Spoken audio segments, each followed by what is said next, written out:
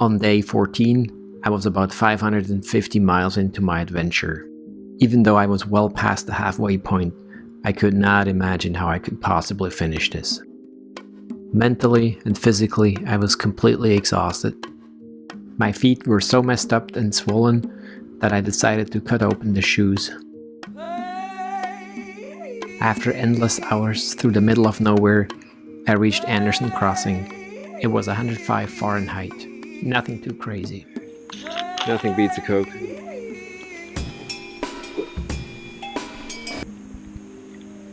Oh my god. I went into the canyon and bushwhacked my way to the water. The first thing I see is a snake swimming away. I eventually decided to backtrack and to take an alternative route up on the rim, at least for today. Before it got dark, I had to cross over the canyon to reach one of my caches. In the process, I met this newborn little guy who couldn't run away yet. As I scrambled up the canyon wall and got to my cache, I got a surprise. Too funny, I found this note in one of my caches. Happy trails, June 16, 2016, 8 p.m. I hope your adventures are fun. Very pretty view. We are making our way with our Land Rover and cruiser from Roseburg, Oregon. P.S. You're lucky I didn't eat your junk food because I forgot to bring some. Kara, Tanya, David Grant, and Abby the dog. We are jealous of your adventures. After eating my junk food dinner, I continued for a couple of hours. I ended up stumbling and falling into the dirt. That's when I decided to sleep. The next morning, I made my way to 5 Bar, where I entered the canyon again and had to cross the Owyhee River.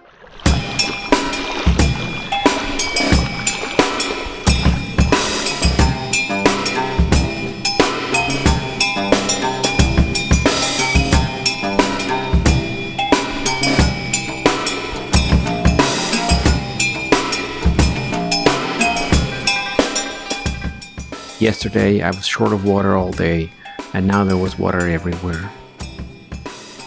As always, I had to be super careful about snakes. There were also some scary big cougar prints in the canyon. But besides the animals, the vegetation was a bigger problem.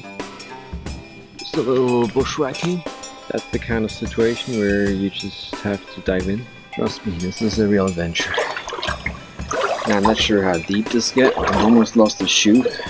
Well, it did get very deep, and I had to swim with all my gear. Despite the hot temperatures, at some point I was so exhausted and cold that I was only shivering. Yeah, the map is working quite well. Oh well, I learned my lesson.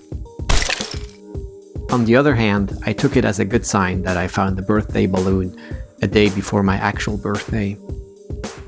After many hours in the sunshine, wading through water, swimming, and scrambling over rocks, I finally made it to Three Forks.